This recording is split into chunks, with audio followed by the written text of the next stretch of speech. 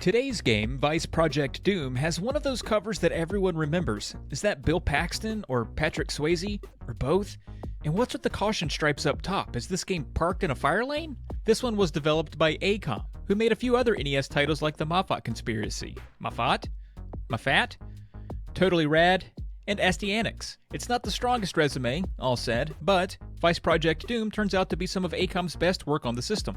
They also developed TurboGrafx-16 and arcade games back in the day before folding in with the company Sammy in 1992. So, let's see what's up with Vice Project Doom on the NES.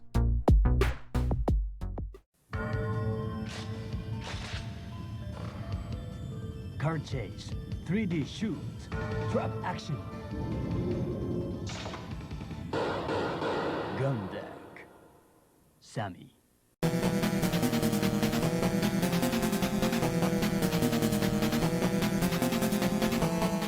Vice Project Doom is what you'd develop if you were a huge fan of Ninja Gaiden, but thought it was too hard, and also liked Spy Hunter and anything starring Don Johnson. You start out in a shoot-'em-up stage with your car blazing down the roadway, wiping out other cars, who we are left to just hope are driven by bad guys. You also run over road debris, disobey work zone laws, and drive over scraps of meat. After that, the game settles into a side-scrolling platformer for a long time, before letting you drive again near the end of the game. The platforming is quite good here. You won't experience many frustrations with it until closer to the end, but like Ninja Gaiden and perhaps more infamously, Castlevania, contact with enemies knocks you backward, leading to some gosh dang it's when you fall into the abyss. The Ninja Gaiden link can be made a few other ways too, like how enemies take hits as you see the exploding animation, and many of the set pieces are pretty familiar, although it seems most side-scrolling platformers akin to this one on the old NES had to feature a factory, a warehouse, and of course, a sewer stage. Like Ninja Gaiden, aggravating flying enemies litter the levels, and they both have a lot of striking cutscenes that break up the action. It kinda stops there though with the likeness. Your character isn't really a ninja.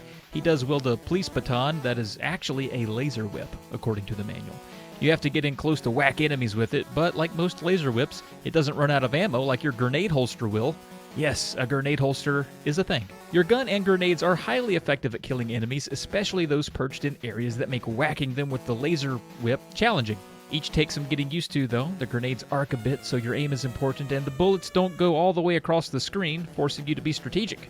Thankfully, enemies will leave behind bullets and grenades as you go, so it's rare that your ammo count stays empty for long. In addition to ammo pickups, there's plenty of first aid and meat kicking around to refill your health. Enemies also drop coins, and if you get 100 of those, you get an extra life. The game is really forgiving, granting you 3 lives to start and infinite continues throughout. Let's get the story out of the way because it involves aliens, and aliens are rad. In short, some aliens landed on Earth a while back, and to survive here, they produced a neon green gel that nourished them. The aliens blended in by appearing human-like and forming a corporation called Beta, B-E-D-A, as a front for their gel-making practices. You are Vice Officer Quinn Hart, and you gotta figure out this gel's origin and locate your missing partner, Detective Reese, who has gone missing. Good luck.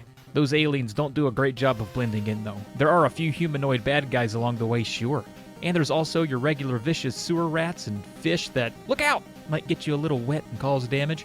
And then there's the real weird stuff like a floating pumpkin head that chucks boomerangs. And if you remember my Phantom Fighter video, there's the hopping zombies, the Jiangshi, right out the gate in the first stage. Thematically, the game is all over the place. Aside from that shoot-'em-up stage to open the game, there's also a gallery shooting stage tossed in here too. For this one, it's like the developers just thought of everything cool they could think of and put that in a video game and decided on how to link it all together later. And the only idea they could really fit around it was aliens. It reminds me of Monster Party in that regard, except you don't have to fight fried shrimp here. The bosses in the game are all unique and interesting. It might take you a few whirls to figure out their patterns, but in general, I didn't find them as grueling to deal with as I did a few of the platforming sequences near the end, where these daggum ninjas jump up out of the floor and hurl kunai at your face.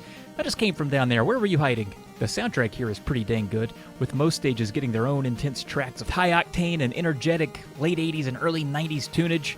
The cutscenes are well done and do a decent job of tying the nonsense plot together to give it all some purpose. If you haven't played Vice Project Doom, then you are missing out.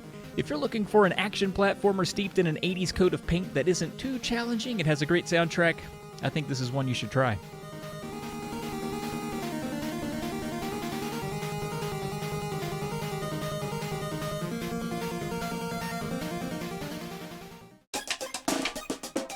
It's too bad we never got more Vice Project Doom titles, although apparently a Sega Mega Drive version was in development, as evidenced in a few magazines from the day, but it never materialized. Well, that does it for Vice Project Doom on the NES. As always, look out for pouncing basement ninjas, and thanks for watching.